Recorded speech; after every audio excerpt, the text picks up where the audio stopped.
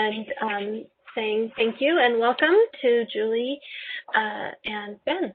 Please take it away.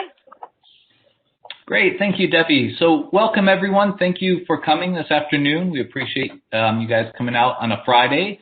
So this session is going to really focus on open pedagogy as kind of the guiding concept, and we're going to get into a little more detail about open and renewable assignments.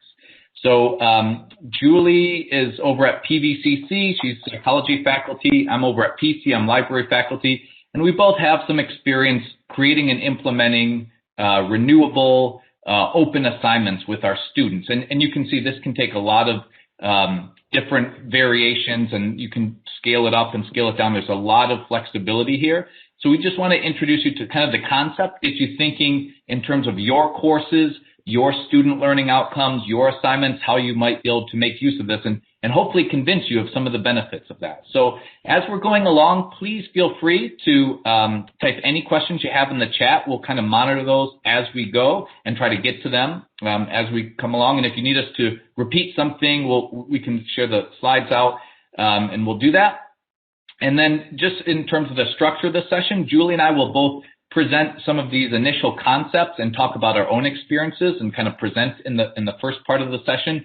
And then we're going to send you guys out into breakout rooms with some discussion questions. And this is a chance to kind of discuss ideas and workshop some of your ideas and your situation for whatever subject and courses and learning outcomes that you engage with as an instructor. So we'll be sending you out to break rooms to do some workshopping, then we'll come back and debrief, and then we'll send you out again. And so we'll have kind of that ongoing discussion between the smaller group and the bigger group as we go along. Okay. So just to get the ball rolling, what is open education? And I always chastise myself for reading right off a PowerPoint slide, so I'm not going to read this, but just keep in mind that open education is really opening up the curriculum, right? Opening up the assignments, opening up even in some cases the learning outcomes for more of a student-guided and a hands-on learning environment for students. And so part of open education is open pedagogy, right? Where you're engaging students and they are becoming participants, right? And creators of information within their own learning experience, right? So it's kind of moving away from the model where, the sage on the stage has all the information and they dump it on the student, and the student just kind of consumes the readings and the lectures and the videos, right? And this is getting students to be a little more hands-on, a little more participant, and a little more of kind of self-guided in their learning experience.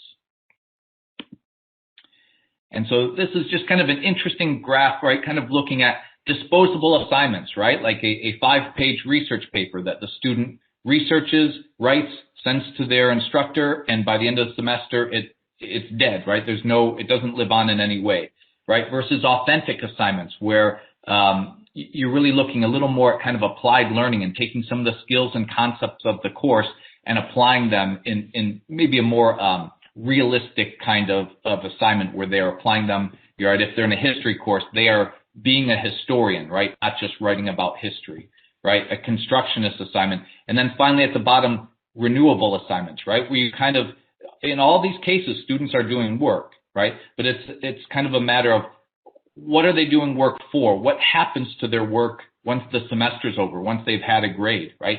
Is it engaging with anyone outside of the course, right? And is it even opening up so that it can be licensed and shared and useful to people potentially on the other side of the world, right? Which we have many cases in Maricopa of international schools using some of the OER that we've created.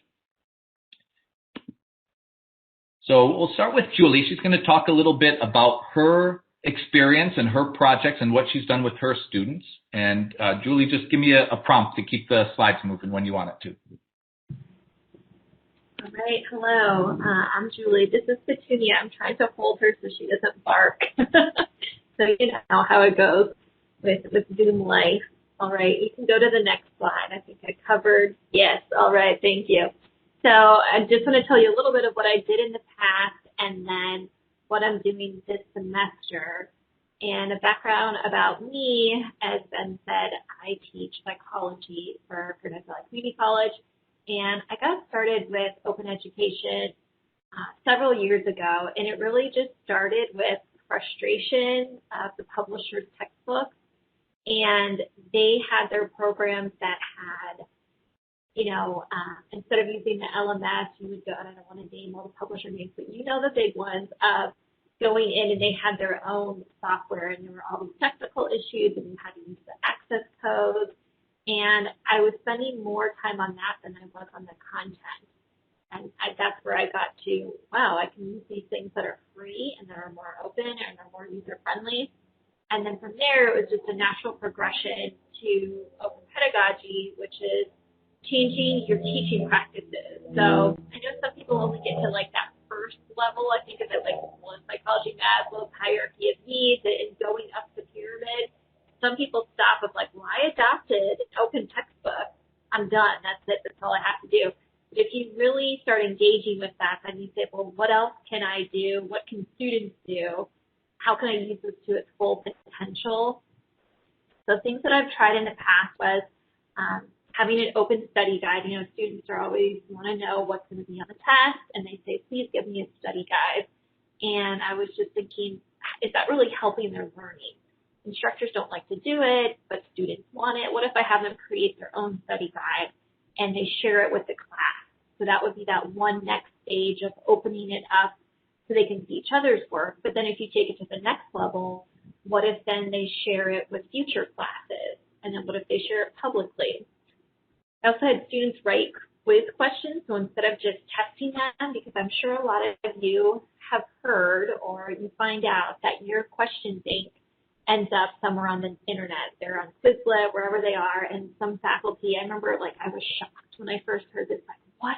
How could this be? And now just assume that your questions are out there. Once the text bank, hits, give it a few months, and students, and they don't see it as cheating, they just see it. It's that sharing culture. And when Ben talks about his Wikipedia project, you see that too. It's just a different way of thinking about information. It's not this propriety, this is mine. It's like, no, we're all sharing. So we're not going to change that. How can we use it to our advantage? And if you're not ready to go completely public, like in that chart of the different levels of OER-enabled pedagogy, you could just at least have it open within your class. So I like to say it's like baby steps into open pedagogy, and you may be doing that without even knowing, like having a discussion in Canvas in a way that is the beginning. You're sharing each other's opinions, and you get to see that, and you get to learn from each other, which I think is so important, especially now during the pandemic where we're more isolated and students don't have that one-on-one interaction. I started using Perusal this semester instead of discussion boards, and I love it if anyone has questions about that, because students are able to talk with each other more. They really do open up. So if you click on this link, is it clickable if people try to click on it? If you can copy and paste it, I don't know. Oh, there we go. Thank you. I put it in the chat. Okay. So yes, have fun. You can look at that list, and if you just like psychology in general, it's a list of different psychology-related media, because people are always like, oh, yeah, I saw this show, and it reminds me of this, or I read this book, and I thought, well, what's the best way to increase this list is to crowdsource and get more ideas. So you can add to that list if you want to. You can use it. I kind of did this more for fun, or sometimes I used it for extra credit, but you could make it an assignment. It's something where you're trying to build a list of all these ideas. Why don't you have them share together? Even using any type of Google Doc is a way of, or any shared document. I like to use Google Docs, but you're getting them to collaborate more. And students resist a little bit at first. They're like, I remember one said that they were like, somebody's hijacking my document. I'm like, no, that's the whole point, is that you're all on the same document together and working together. So I think that they resist sometimes that group mentality, but then when you get to the real world, you realize you're always working with people and collaborating, and you're just not going to be working on things by yourself. It just doesn't happen that way. So getting them ready for the real world. All right, thank you. Next slide. What else have I done? Another thing that I did was have a video assignment, which you may have done before. It's nothing really like that earth-shattering or new, but what turns it into that open pedagogy, that next level, is then having it be, instead of just, okay, you turn in the video and you turn it into me, if you feel comfortable, you can have them share it in a discussion, so you can turn any assignment more open by just having them turn it in that way, so they have to look at each other's and comment. If you take it to then that one level after that is then you say, can you put a Creative Commons license on it? You do a little bit of teaching to get them to understand what that means, but then it's on YouTube. Everyone wants to be an influencer and famous in that way, but your video, when somebody Googles something about psychology and this random video pops up, you could be that random video. And some of them think that that's pretty cool. Some of them are like, I don't want this to be me. But it doesn't necessarily have to be your likeness. It can be like an animation of you. It could be a screencast video. It could be a Petunia here. And, you could be doing a voiceover for her. So people can get really creative if they're like, I don't want to see myself on camera. So I have some different suggestions of programs that you can use. I just started using Camtasia because we have that with the district. And if you have kids in your house, I have a third grader, and she's like, here, let me show you how to do this. And she's like video editing for me. She learned a lot of skills in the pandemic. So if you have kids around, they want to do it. Like, oh, I'll help you with this. So it's another assignment that I think students will like, and it's a skill that's going to become almost necessary in the future of, I can see resumes becoming video resumes. It's going to be something that's not going away for sure. Next slide, please. So what's new? So this past semester, I was a part of this fellowship that was interdisciplinary, and I worked with someone over from Phoenix College in nutrition, and we came up with this student care guidebook. Debbie, can you put that in the chat as well? The student care guidebook. So the idea was it was these UN SDG goals, and it's supposed to be more, how can we impact the world with the work that we're doing? So instead of like that disposable, students are going to do an assignment. And I remember Rajiv talking about how much work students put into assignments and papers, right? And like all the manpower that you're using, or woman power, person power that you're using to do that. And then it's like, wow, what could we have accomplished with that time? What if we were using that time for good? And so I was kind of thinking like, oh, what can we do with psychology and nutrition? Let's come up with a student care guidebook. And it does throw them off at first because they're like, okay, I'm going to write this paper. I'm like, no, it's not a paper. I'm like, I don't want you to quote. I want you to write in your own student voice, talking to your peers. And they're like, what? Okay. So they feel like it's a little bit different at first. But then they start to think like, oh, this really matters. Someone can look at it. So feel free to take a look. It's open, and we were thinking like this could be a part of a new student orientation. You could give it in a student success class.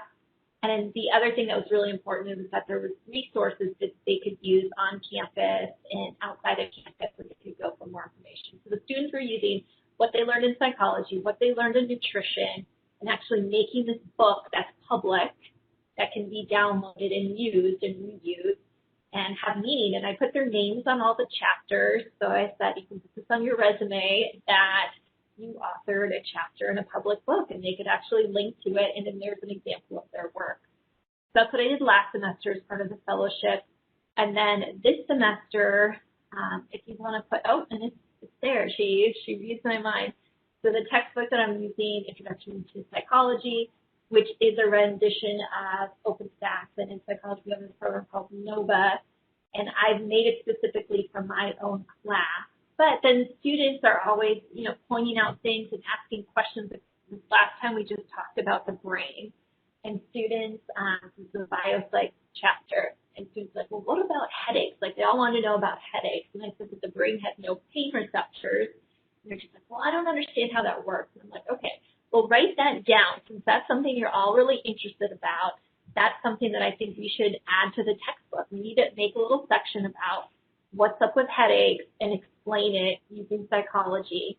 They're like, okay, so they're in groups, each one gets a different chapter, and then I have very specific instructions of what they have to do, but they're revising, they're updating the statistics. So some people are hesitant to use open education or textbooks because they're like, well, I don't have the time to update the books all the time. Well, the best thing to do is to have the students update it because they're already doing it. Sometimes in the margins, they're like, well, I found this article and I found this video. And I'm like, okay, you're doing, they're doing the work for us because they're already Googling so much. Of course, sometimes it's not always the best resources, but at least they're trying. They're trying to look. So that's what we're doing this semester. We'll see how it goes. Check in with me later, and I'll tell you how much the revision worked. This is for honors classes that I'm doing this for my 101 and 240 class, but it does make it more exciting, I think, and they're helping me by saving me time and helping to revise my textbook. So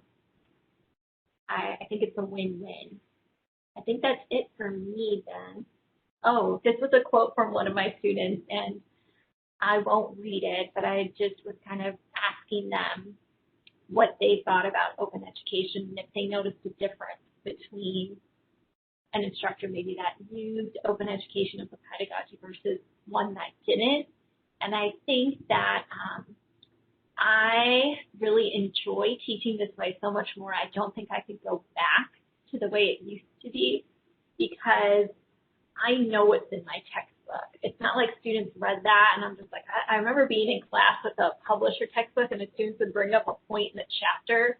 I'd be like, I don't remember that, and you kind of just try to fake it, like, oh, let me get back to you.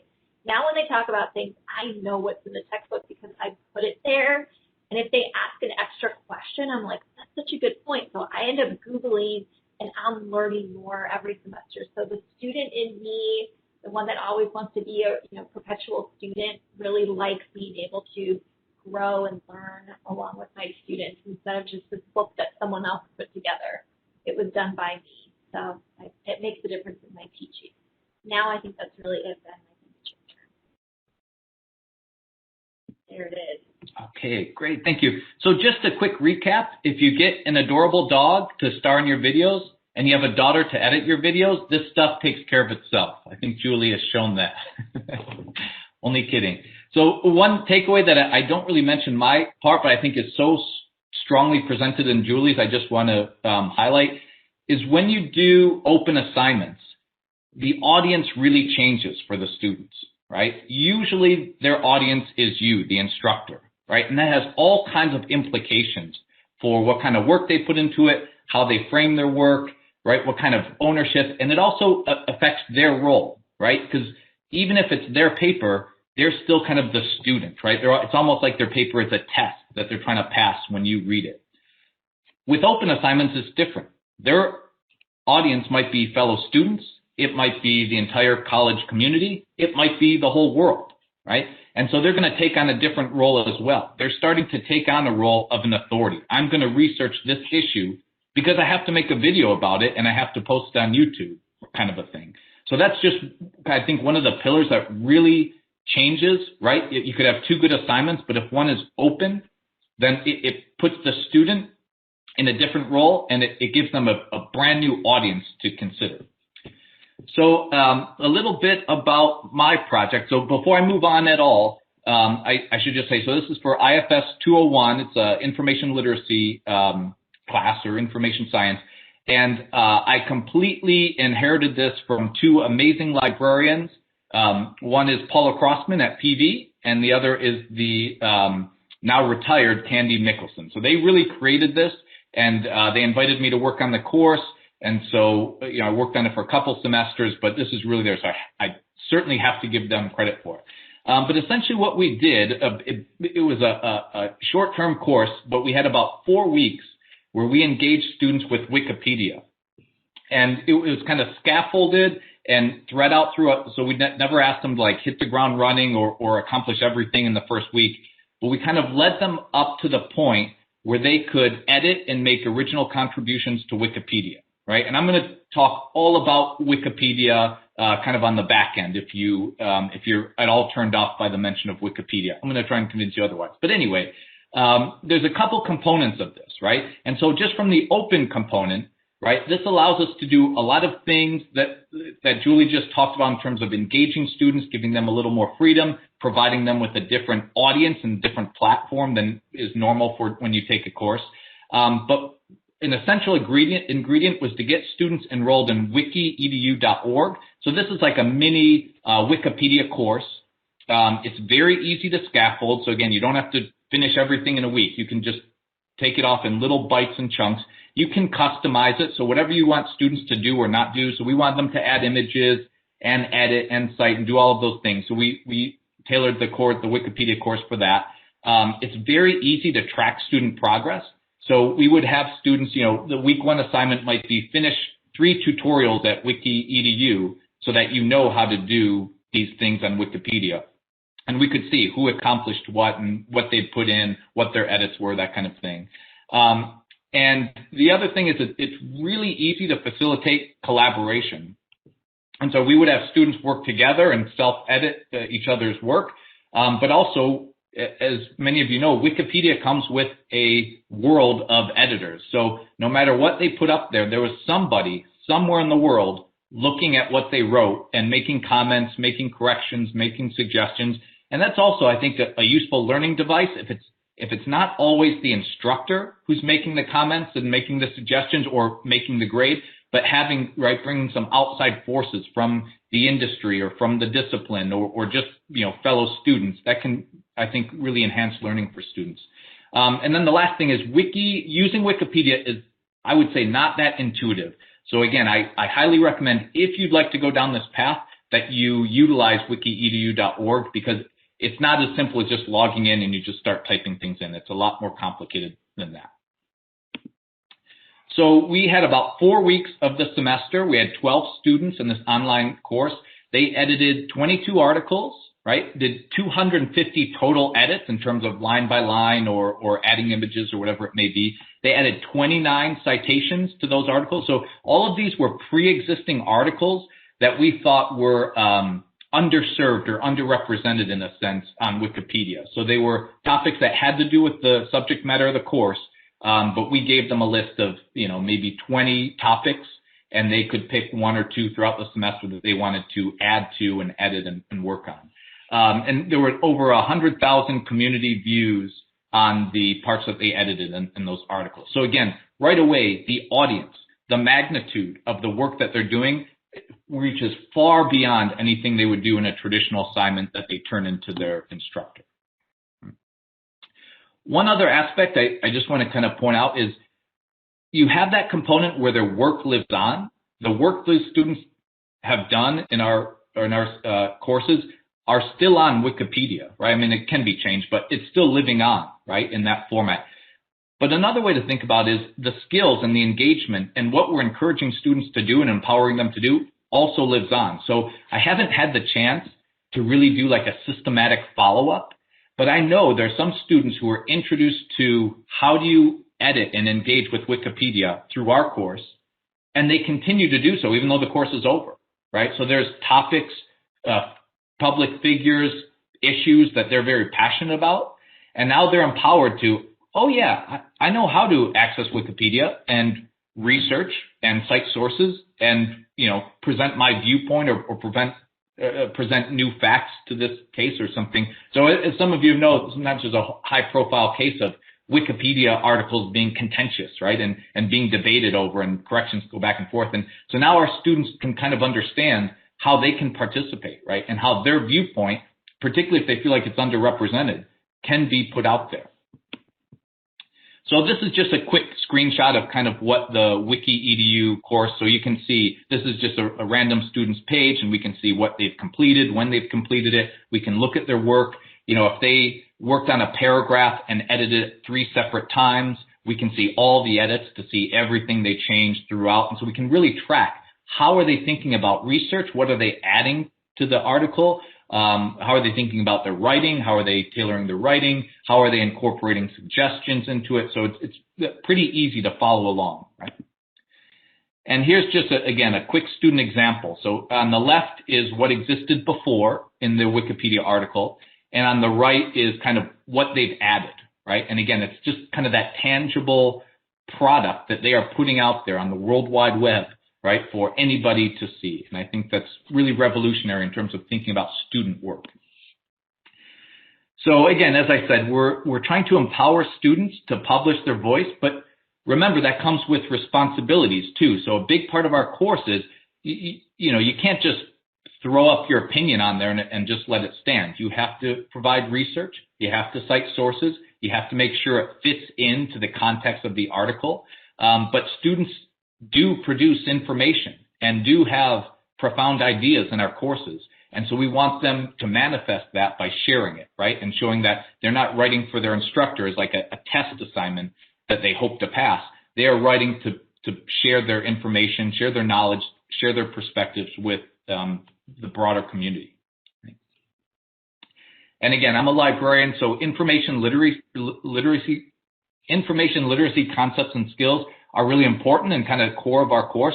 But I would suggest they really have a place in all of your courses. So no matter what subject you teach, just think about, where does information in my field come from? How is it produced? How is it published? How is it shared? What conventions do students need to know?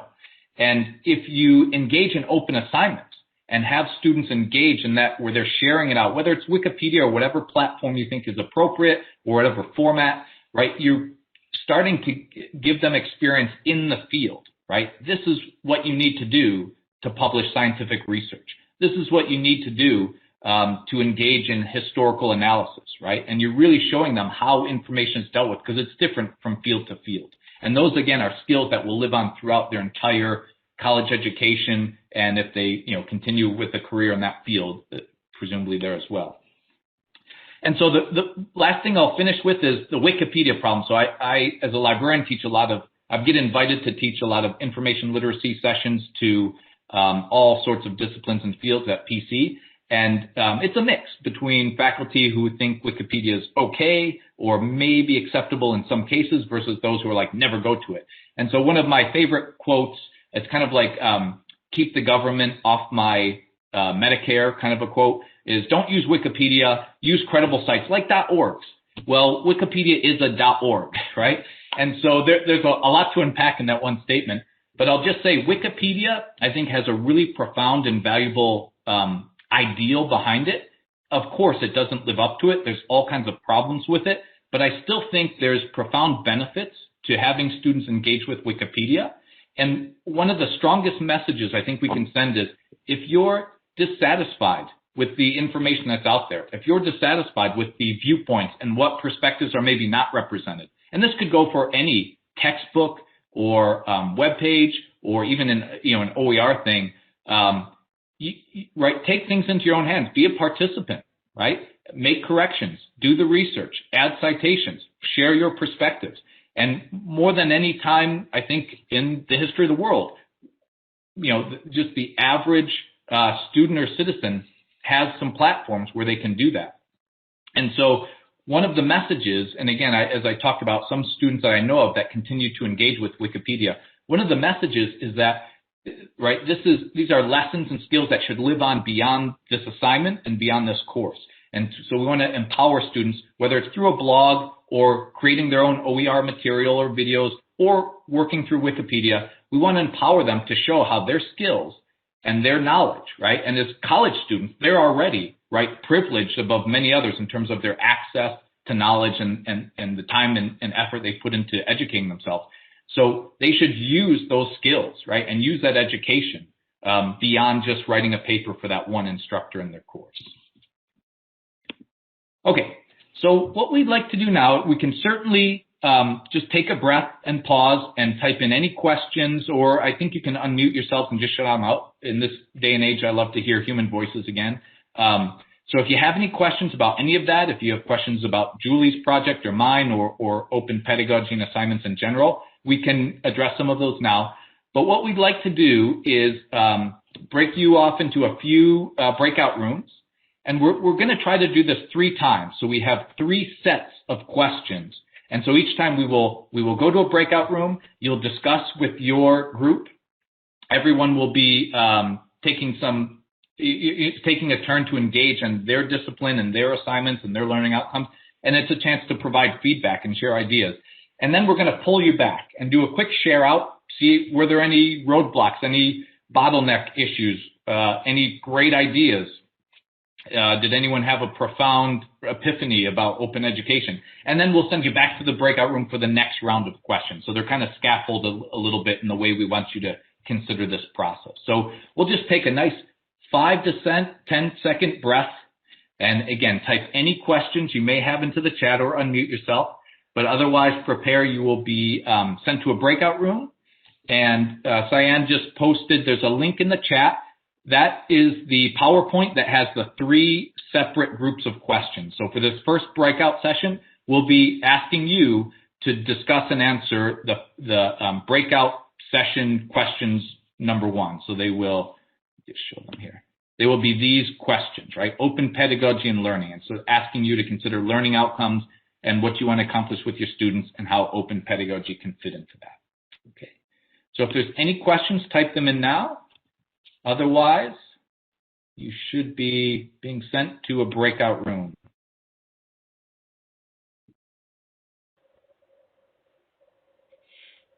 So I have a question.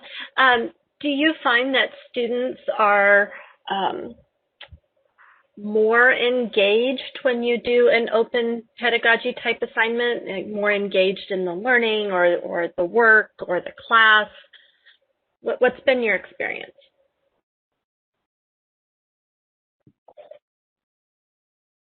All right, Julie didn't unmute right away, so I'm going to start. But Julie should chime in.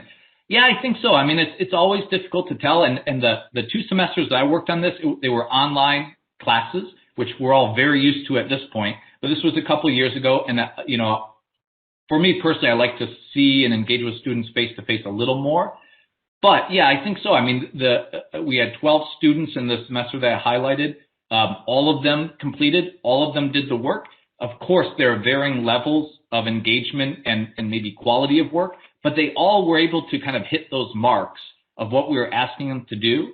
And I do think just giving them that little bit of freedom where they can guide what they want to engage with and how they want to engage with it. We didn't have like word counts. We didn't say you have to add this or this, right? It was just more like hitting certain benchmarks, like are you adding cited research to the article? And so again, there are varying degrees of what I would call student success, but they all accomplished it, right? And they all seemed engaged. And some of them would really go back and forth with Wikipedia editors, right? Not in a combative way in any way, but just really making the most out of having this kind of peer editor, right? Making suggestions and that kind of thing. So that was really neat to see from my perspective.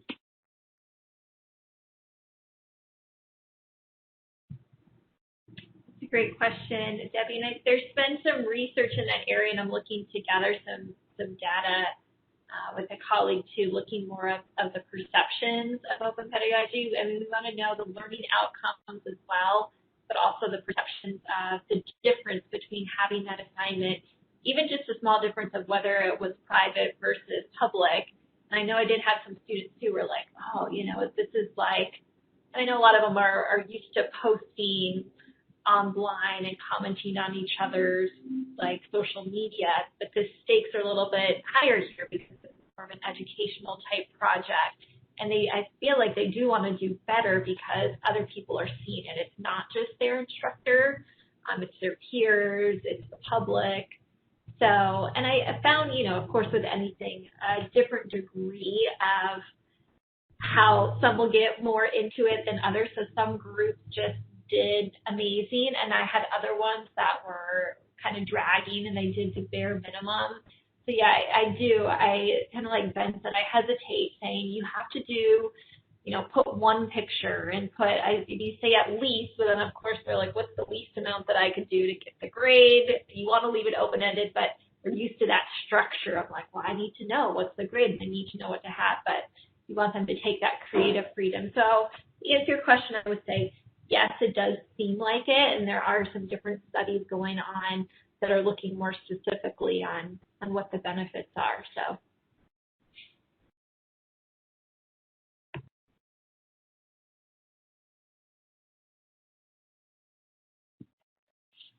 Okay, if there's no more immediate questions, are we ready to ship people out to breakout rooms? I'm just going to say we have 15 participants. Would you like to do 3 rooms of 5? We could, although I think about 5 of us are. I know. With the, so, we can, but it looks like we have about 9 or 10 actual like visiting participants. So maybe 3 rooms of 3 or 4. Does that work? And then, Julie and I. That's what I have is 3 of 3. Perfect. Okay, perfect. And then Julie, myself, maybe Cyan or Debbie will join you guys in your break room. I will for sure. Okay.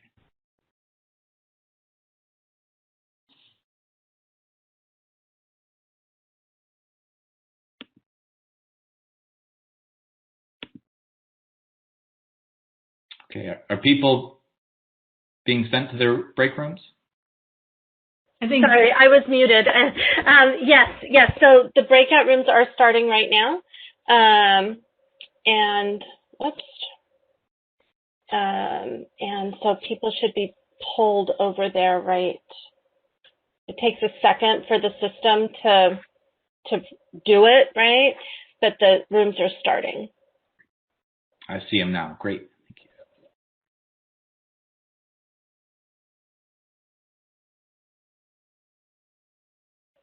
And then I'm going to assign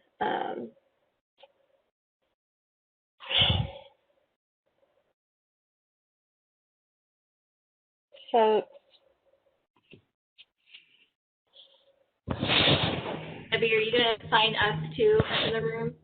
Or do you want us to just join ourselves? Yes, I'm going to assign you over into the rooms, and I'm going to leave Julie and Ben out so you can kind of jump in and out for all of them, but I'll assign Cyan over. Actually, why don't those of you that are co-hosts go ahead and just join the sessions. Okay, and somebody could jump into session 2. There's Shannon's asking for help, and I. Oh, okay, I'll join session 2. Awesome, thank you.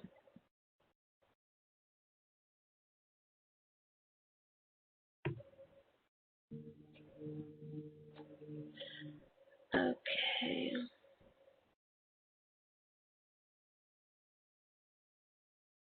One has 4. Sorry, I guess to break up session 3 in there.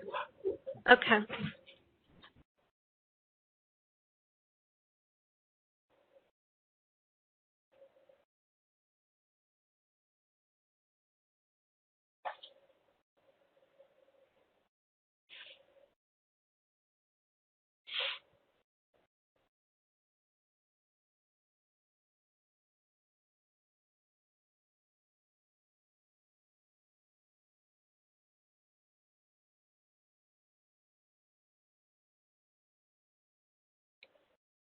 Okay.